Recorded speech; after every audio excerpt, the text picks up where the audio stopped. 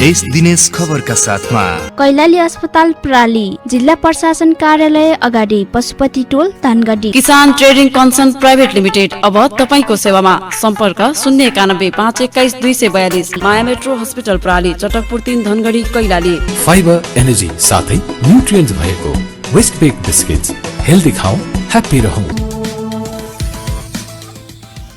सुदूरपश्चिम प्रदेशको विकासप्रति समर्पित Dinesh FM 93.8 megahertz सँगै लम्कीको लम्की एफएम दिनेश खबरको फेसबुक पेज, मोबाइल र अनलाइनबाट समेत एकैसाथ प्रसारण भइरहेको बिहान 6:30 बजेको दिनेश खबरमा रक्षा भट्टको नमस्कार।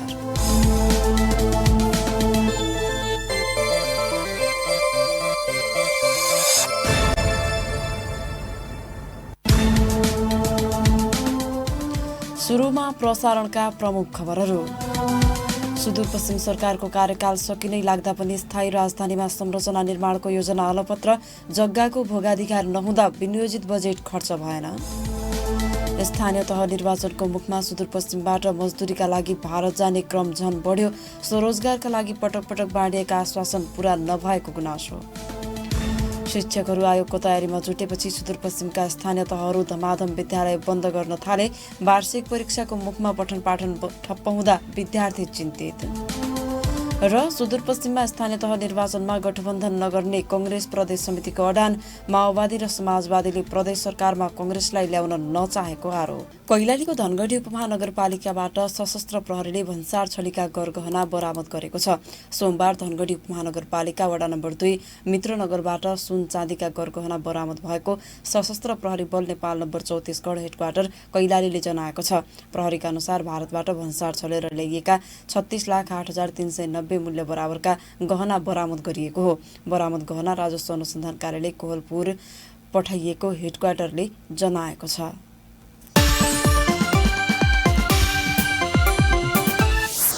सुदूरपश्चिम सरकारको 5 वर्षीय कार्यकाल सकिनै लाग्दा पनि स्थायी राजधानीमा संरचना निर्माणको योजना अलपत्र परेको छ। प्रदेश सरकार गठन भएको 4 वर्ष र प्रदेश राजधानी घोषणा भएको 3.5 वर्षसम्म पनि संरचना निर्माण भने अलपत्र परेको हो। प्रदेश सरकारले वन क्षेत्रमा राजधानी बनाउने निर्णय गरेपछि जग्गाको भोगाधिकार पाउनै मुस्किल भएको छ।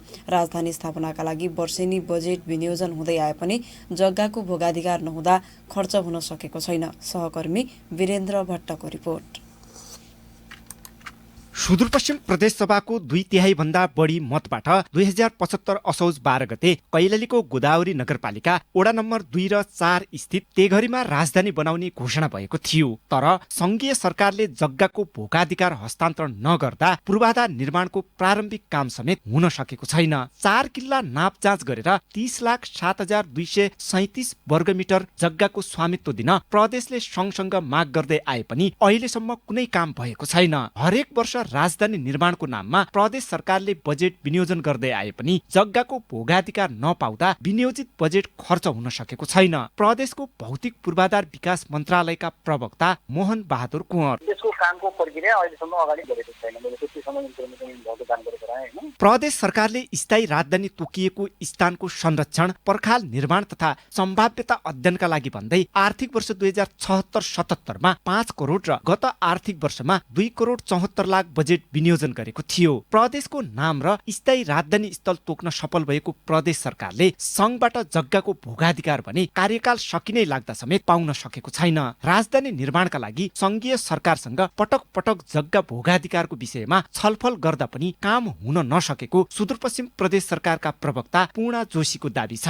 जमिनको स्वामित्वको सवालमा संघ सरकारले नै भूमि व्यवस्था सम्बन्धी व्यवस्था चाहिँ माथि नै भए हुनाले भूमिको अधिकार हामीसँग छैन नि त। हामीले प्रस्ताव गर्यो भूमिको भोगाधिकारको अधिकार फेरि पनि संघले दिनुपर्ने भावनाले त्यहाँबाट प्राप्त नभए हुनाले हामीले प्रत्येक वर्ष बजेट विनियोजन गर्छौँ, तर अब संघ सरकारले नै व्यवस्था गर्नुपर्ने भावनाले त्यो नहुन सकेको हो। स्थायी राजधानीमा संरचना निर्माणका लागि वातावरणीय प्रभाव मूल्याङ्कन, डीपीआर निर्माण लगायत कार्यका लागि भन्दै चालु आर्थिक वर्षमा पनि 2 करोड 72 लाख बजेट विनियोजन गरिएको छ। तर अहिलेसम्म जग्गाको सर्वे बाहेक कुनै काम हुन सकेको छैन। संघले जग्गाको भोगाधिकार हस्तान्तरण गरे पूर्वाधारको काम अगाडि बढाउन सकिने प्रदेश सरकारले जनाएको छ। प्रदेश सरकारका मन्त्रालय र प्रदेश सभा लगायतका संरचना अस्थायी मुकाम धनगढीबाटै सञ्चालन भइरहेका छन्। राजधानी निर्माणका लागि जग्गा प्राप्तिमै समस्या भइरहेको बताउँदै पुनः आन्तरिक मामिला तथा कानून मन्त्री समेत रहेकी प्रवक्ता जोशी, प्रदेश सभाले निर्णय गरेका कुराहरू त प्रदेश सरकारले लमिङ नगर्ने कुराहरू आउँदैन। तदारुकता चाहिँ सङ्घ सरकारको हो, तर बहुवर्षीय टेन्डर लाग्ने कुराहरूदेखि लिएर त्यसको सबै खालको कुराहरू हाम्रै पालामा सुरु हुन सक्छ। यसको लागि पनि फेरि निर्णय गर्ने ठाउँले निर्णय गर्दिनु। स्थायी राजधानीमा संरचना निर्माणका लागि संघ सरकारले जग्गाको भोगाधिकार नदिएपछि प्रदेश सरकारले प्रशासनिक कामदेखि नीति निर्माणसम्म धनगढीबाटै संघीय सरकार अन्तर्गतका संरचनाबाट गर्दै आएको छ। दिनेश खबरका लागि वीरेन्द्र भट्ट, धनगढी। हरेक निर्वाचनमा एजेन्डा बन्दै आएको महाकाली सन्धि अनुसार कञ्चनपुरको दोधरा चाँदनी नगरपालिकालाई सिँचाइका लागि पानी ल्याउने विषय ओझेलमा परेको छ। 3600 हेक्टरमा कृषि हुँदै आएको दोधरा चाँदनीको उत्तरदेखि दक्षिण भारतीय सीमासम्म महाकाली नदी बग्ने भए पनि स्थानीयवासीले भने दशकौंदेखि आकाशे र बोरिङको पानीका भरमा खेती गर्नुपर्ने बाध्यता छ। नेपाल भारत एकीकृत महाकाली सन्धि अनुसार बनबासा पुल नजिकैको शारदा नहरबाट नेपाली सिमानासम्म करिब 1200 मिटर मूल नहर लगायतका संरचना भारतले बनाउनु पर्ने उल्लेख छ। भारतले सन्धि अनुसार बनाउनु पर्ने नहर बनाएको छैन भने नेपाली पक्षले दोधरा चाँदनीमा नहर निर्माणको सुरसार पनि गरेको छैन। पछिल्लो समय डीपीआर निर्माणसँगै फिल्डमा सर्भेका लागि खटिएको महाकाली सिँचाइ आयोजना तेस्रो चरणको टोलीलाई स्थानीयवासीले विरोध जनाएका छन्। नगरपालिकाले दिएको जानकारी अनुसार दोधरा चाँदनीमा स्थानीय प्रदेश र संघ सरकारबाट सिँचाइका लागि बोरिङ जडान भएको छ। महाकाली सिँचाइ आयोजना तेस्रो चरणका सूचना अधिकृत सिनियर डिभिजन इन्जिनियर शम्भु पण्डितले दोधरा चाँदनीमा 15 किलोमिटर नहर बनाउनु पर्ने बताएका छन्। स्थानीय तह निर्वाचनको घोषणा भएसँगै सुदूरपश्चिम प्रदेशमा पनि चुनावी माहौल तातेको छ। विभिन्न राजनीतिक दलका नेताहरू एजेन्डा सहित गाउँ पस्ने क्रम सुरु भएको छ। नेताहरू भोट माग्न गाउँ पस्न सुरु भएकामा मतदाताहरूको बाध्यता भने पुरानै छ। चुनावको मुखमा स्वदेशमा रोजगारीका कुनै अवसर नपाएको भन्दै मजदुरीका लागि भारत जाने क्रम झन बढेको छ। विगतमा भोट दिएर सत्तामा पुगेका नेताहरूले पटक पटक बाँडेका आश्वासन पूरा नगरेको उनीहरूको गुनासो छ। सहकर्मी बिन्दु चन्दको रिपोर्ट। चुनाव घोषणा भएसँगै सुदूरपश्चिममा पनि चुनावी सरगर्मी बढेको छ। स्थानीय तहको निर्वाचन नजिकिएसँगै विभिन्न राजनैतिक दलका उम्मेद्वार नेताहरू गाउँ गाउँ पुग्न थालेका छन्। विभिन्न एजेन्डा लिएर उनीहरू गाउँ बस्ती पस्ने क्रम सुरु हुँदा गाउँका अधिकांश युवा मतदाताहरू रोजगारीका लागि भारत पसिरहेका छन्। उनीहरूले भोट भन्दा भोग ठूलो भएको बताएका छन्।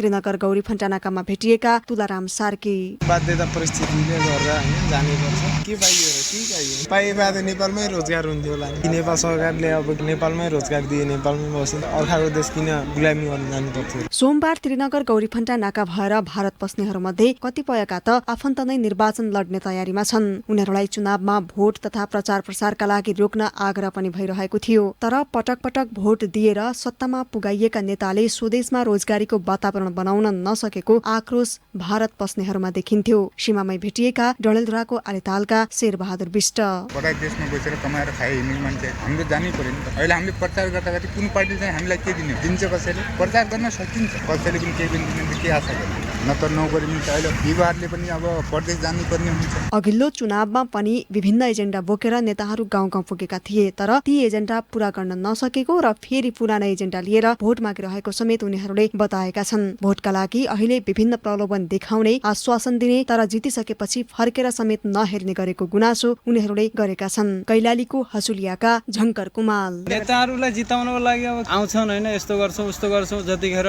चुनाव हुन्छ उतिखेर धेरै धेरै अब कुरा गर्छन् राम्रो राम्रो। चुनाव जितिसकेपछि फेरि त्यहाँ गाउँमा कहिले फर्केरै आउँदैनन्। हामीलाई रोजगारी केही छैन, अनि बालबच्चा पाल्नै पर्यो। त्यही भएर हाम्रो त जानै पर्छ बाध्यताले। विभिन्न आश्वासन दिएर राजनीतिक दलका उम्मेद्वार नेताहरूले झुक्क्याउने गरेको गुनासो उनीहरूले गरेका छन्। तीन तहकै सरकारले रोजगारीका कुनै प्रयास समेत नगरेको आरोप पनि लागेको छ। कञ्चनपुरको पुनर्वासका वीरबहादुर सिंह। जुनसुकै सरकार आए पनि हामीले जाने इन्डिया कुर्नै पर्ने, हामीलाई रोजीरोटी जाने यहाँ कहिले दिएको छैन अहिलेसम्म। अनि के गर्ने जाने इन्डिया नगएर हामीलाई हुँदैन। भोट माग्न आए यसो गरौँला उसो रोजगार दिउँला बनाउँला भनेर भने आफ्नो जाने काम फुटिसकेपछि सकियो। फेरि उही ताल केही विश्वासै छैन हामीलाई। जनप्रति यो त खालि झुक्याउने लोक हुने काममा के मतलब हो? जनतालाई चाहिँ खालि भरममा पार्ने काम मात्रै गरिरहेको छ नेताले, के गरिरहेको छ? केही पनि गरिरहेको छैन। दिनेश खबरका लागि बिन्दु चन्द, धनगढी। शिक्षकहरू आयोगको तयारीमा जुटेपछि सुदूरपश्चिमका स्थानीय तहहरू धमाधम विद्यालय बन्द गर्न थालेका छन्। विद्यालयमा पढाउने अधिकांश शिक्षक माध्यमिक, निम्न माध्यमिक र प्राथमिक तहको शिक्षक सेवा आयोगको परीक्षा दिन गएको भन्दै अधिकांश स्थानीय तहले विद्यालय बन्द गर्ने निर्णय गरेका हुन्। विद्यालय आधा शिक्षक मात्रै रहने र विद्यार्थीलाई विद्यालयमा पढाउन नसकिने प्रधानाध्यापकहरूको अनुरोधपछि सरकारी विद्यालय बन्द गर्ने निर्णय गरेको स्थानीय तहले जनाएका छन्। कोभिडका कारण दशैंपछि मात्रै सुरु भएको पठन पाठन वार्षिक परीक्षाको मुखमा बन्द गर्ने निर्णय गरिँदा विद्यार्थी भने चिन्तित भएका छन्। सहकर्मी नारायण बस्तीको रिपोर्ट। डडेलधुराको परशुराम नगरपालिकाले सबै सरकारी विद्यालय चैत 14 देखि 18 सम्म 5 दिन बन्द गर्ने औपचारिक निर्णय गरेको छ। चैत 11 गते नगर शिक्षा समितिको बैठकले अधिकांश विद्यालयमा कार्यरत राहत, निजी स्रोत र नगर शिक्षक सेवा आयोगको परीक्षा दिन जाने भन्दै बिदा दिने निर्णय गरेको हो। नगरपालिका अन्तर्गत सञ्चालित सरकारी विद्यालयका 80% शिक्षक परीक्षा दिन कैलाली र कञ्चनपुर केन्द्रित भएपछि बिदा दिने निर्णय गरेको बताउँछन् परशुराम नगरपालिकाका प्रमुख प्रशासकीय अधिकृत तारानाथ पनेरू। जुन विद्यालयबाट गएका छैनन् त्यो विद्यालय यथावत रूपमा सञ्चालन गर्न भनेका छौँ। जुन विद्यालय टिचरहरू गयो पढाइमा ह्याम्पर हुनुभन्दा उहाँहरूलाई शिक्षकहरूलाई पनि सहुलियत हुन्छ। राजकहरू, नगर शिक्षकहरू, करार शिक्षकहरूले बैठकमा कुरा उठाए हुनाले शिक्षा समितिबाट निर्णय गरिएको हो। शिक्षक सेवा आयोगले सुदूरपश्चिम प्रदेशका 9 जिल्लाको परीक्षा केन्द्र कैलालीको धनगढी र कञ्चनपुरको महेन्द्रनगरमा रहेका विभिन्न विद्यालयमा तोकेको छ। परीक्षा दिन जाने शिक्षकको संख्या बढी र स्थायी शिक्षकको संख्या थोरै भएकोले वर्षे बिदाबाट कट्टी गर्ने गरी अहिले 5 दिनको बिदा दिइएको बैतडीको दोगडा केदार गाउँपालिकाले जनाएको छ। थोरै शिक्षकले विद्यार्थी पठन पाठन गर्न सम्भव नहुने भएकोले बिदा दिएको बताउँदै गाउँपालिकाका शिक्षा शाखा प्रमुख सुरेश राज भट्ट, हाम्रो अधिकांश माध्यमिक तहका विद्यालयहरू र अन्य विद्यालयहरूमा पनि लगभग 80% जति शिक्षकहरू हराइ जाने सबै ठाउँबाट गुनासो आयो होइन। त्यो गुनासो आयो भने अब के गर्ने त भनेर यसका हामीले राखेको। अब सकिन्छ भने कुनै बिदाबाट कट्टा हुने गरी गरिदिनु त भन्ने कुरा आयो, त्यही भएर त्यो निर्णय भयो। सरकारी विद्यालयमा शिक्षकको अनुपस्थितिमा समेत पठन पाठन गर्न सकिन्छ भन्ने तथ्य व्यवहारमा उतार्न नखोज्नु, शिक्षक निकै अल्छी हुनु र विद्यालयमा भएका शैक्षिक सामग्रीको प्रयोग गर्ने अभिरुचि शिक्षकमा नहुनु जस्ता कारणले शिक्षक सेवा आयोगले लिने परीक्षाको बहाना बनाएर सरकारी विद्यालय बन्द गरिएको अभिभावकले बताएका छन्। अहिले सरकारी विद्यालयमा वैकल्पिक साधन, आइसिटी प्रयोगशाला तथा पठन पाठनका श्रव्य दृश्य सामग्री भए पनि तिनको प्रयोगमा शिक्षकहरूले ध्यान नदिएकोले विद्यार्थीहरूलाई सिकाइबाट विमुख गराउने काम हुनु गलत भएको तर्क गरिएको छ। तर स्थायी शिक्षकको संख्या कम भएकोले विद्यार्थी नियन्त्रण गर्न नसकिने भन्दै प्रधानाध्यापकहरूकै आग्रहमा 4 दिन बिदा दिएको बताउँदै पुनर्वास नगरपालिका शिक्षा शाखा प्रमुख शिवराज भट्ट, के गर्ने सर, अब यो सबै सरहरू बिदामा बस्नुभयो, हामीले के गर्ने भनेर फोन गर्न लाग्नुभयो। सरले बिदाको लागि तयार गर्ने भयो त, त्यही भएर समस्या भयो। फेरि विद्यालयमा सरहरू भएपछि समस्या कसरी विद्यार्थीलाई कन्ट्रोल गर्ने गाह्रो भइहाल्यो कि कतिपय सरहरू। विद्यालयमा सामूहिक कक्षा सञ्चालन गरेर पठन पाठन गर्न सकिने भए पनि त्यो गर्न शिक्षकले इच्छा नराखेको देखिएको छ। वार्षिक परीक्षाको मुखमा बिदा दिने काम गर्नु गलत भएको शिक्षा क्षेत्रका सरोकारवालाले बताएका छन्। विद्यार्थीलाई स्व-अध्ययन गर्न, सामूहिक अध्ययन गराउन र उपलब्ध प्रविधिको प्रयोग गर्न र गराउन पालिकाहरूले पनि नसकेको पाइएको छ। दिनेश खबरका लागि नारायण अवस्थी, धनगढी। फेरि पनि विद्यालय बन्द सम्बन्धी केही प्रसंग। कोभिडले दशैंपछि सुरु भएको पठन पाठन वार्षिक परीक्षाको मुखमा बन्द हुँदा विद्यार्थी चिन्तित भएका छन्। यसै सन्दर्भमा विद्यालय बन्दको अन्य विकल्प थिएन भनेर हाम्रा सहकर्मी नारायण बस्तीले शिक्षा निर्देशक गणेश बहादुर सिंहसँग कुराकानी गरेका छन्। स्थानीय तहहरूले आफू खुसी आफ्नो पालिकाभित्रको निर्णय गरेको त अनौपचारिक रूपबाट बुझियो, सामाजिक सञ्जालमा पनि देखिएको छ। यसरी विद्यालय बन्द नगर्नुपर्ने थियो। यसै त कोरोनाको कारणले पनि विद्यालय बन्द हुँदा पठन पाठन रोकिएको छ। अहिले केही शिक्षकहरूले परीक्षामा सहभागी हुन विद्यालय छोड्नुपर्ने अवस्था त थियो। त्यसलाई पनि वैकल्पिक माध्यमबाट विद्यालयको पठन पाठनलाई अगाडि बढाउन सक्नु पर्थ्यो र यसरी गरेको देखिएको छैन, जुन विद्यार्थीलाई घाटा हुन जान्छ। जुन स्थानीय तहहरूले विद्यालय बिदा गर्ने निर्णय गरेको छ उहाँहरूको हकमा अब के गर्नुहुन्छ? तपाईँहरू के निर्देशन दिने, कारबाही गर्नुहुन्छ? अहिले कानुन र सन्दर्भ कारबाहीका कुरा भन्दाखेरि मान्छेले विधि विधान टेक्नुपर्ने अवस्था हुन्छ। स्थानीय तहसम्मको अधिकार क्षेत्रमा माध्यमिक तहसम्मको शिक्षा राखेको हुनाले खास गरी प्रशासनिक पाटोलाई प्रदेश र सङ्घले त्यति हेर्दैन। उहाँहरूलाई केही मात्रामा छुट छ, त्यही छुटको फाइदा उठाएर देखाएर उहाँहरूले निर्णय गरेको अवस्था छ। हामीले कारबाही गर्न त सम्भव हुँदैन। मात्र के सहजीकरण गर्न सक्छौँ भने एउटा शिक्षकको अनुपस्थितिले विद्यालयको पठन पाठनलाई यसरी अघि बढाउन सकिन्छ, विद्यार्थीहरूको नियमितता कसरी गर्न सकिन्छ भन्ने सहजीकरणको पाटो, एडभोकेसीको पाटो र कार्यक्रमका लागि चाहिने सपोर्टको पाटो मात्रै निर्देशनालय भनौँ अथवा सार्वजनिक मन्त्रालयले गर्न सक्छ। 60% शिक्षकहरू परीक्षा दिन गए पनि 40% अथवा त्योभन्दा कम शिक्षकहरू त स्कुलमा रहन्थ्यो होला। त्यस्तो अवस्थामा सामूहिक कक्षाहरू सञ्चालन गरेर पनि पठन पाठन त गर्न सकिन्थ्यो होला। विकल्प धेरै छन्। सामूहिक कक्षाबाट सञ्चालन गर्न सकिन्थ्यो। गएको शिक्षकले प्रत्येक दिनका लागि पाठ्य सामग्रीहरूको व्यवस्था गरिदिएर गर्न सकिन्थ्यो। होमवर्कको माध्यमबाट गर्न सकिन्थ्यो। शिक्षक नहुँदा पनि विद्यार्थीबाट पठन पाठन गराउन सकिन्थ्यो। रेकर्ड गरिएका सामग्रीहरूलाई डिस्प्ले गरिदिएर विद्यालयका विद्यार्थीहरू स्वतः नै पठन पाठनमा सहभागी गराउन सकिन्छ। विकल्प धेरै छन्, खालि चाहना र उहाँहरूको एटिच्युडको कारणले मात्रै विद्यालय परीक्षाको बहाना बनाएर बन्द भएका छन्, जुन यो दुर्भाग्य। यस्तो परिदृश्य विगतमा पनि देखिन्थ्यो कि अहिले आएर मात्रै यो दोहोरी राखेको हो? शिक्षकहरूले आफू प्रत्यक्ष नउभिकन पठन पाठन हुनै सक्दैन भन्ने यस्तो माइन्डसेट लिएर बसेका छन्। आफू नहुँदा पनि आफ्नो निर्देशनले पनि आफूले निर्माण गरेका सामग्रीको माध्यमबाट पनि पढाइ हुन्छ भनेर शिक्षकलाई हामीले बुझाउनै सकेनौँ। यो कारणले हाम्रा विद्यालयका शिक्षकहरूले सामान्य बहाना पाउने बित्तिकै यो विद्यालयहरू बन्द हुने, विद्यालयको पठन पाठन कमजोर हुने भइराखेको विगतदेखिको परम्परा नै। उनी थिए प्रदेश शिक्षा निर्देशक गणेश बहादुर सिंह सहकर्मी नारायण अवस्थीसँग कुराकानी गर्दै।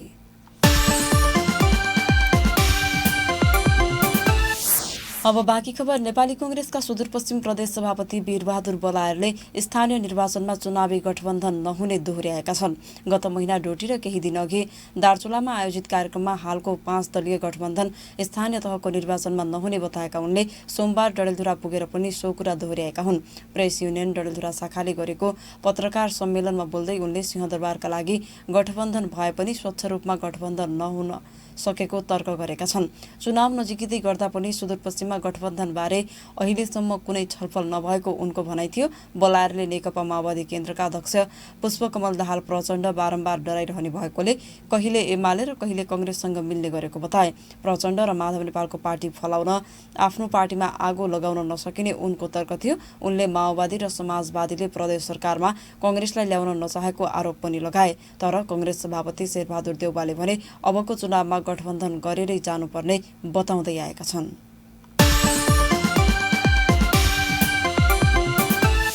दार्चुलाको ब्यासस्थित छाँगरुमा 5 महिनादेखि टेलिफोन सेवा अवरुद्ध भएको छ।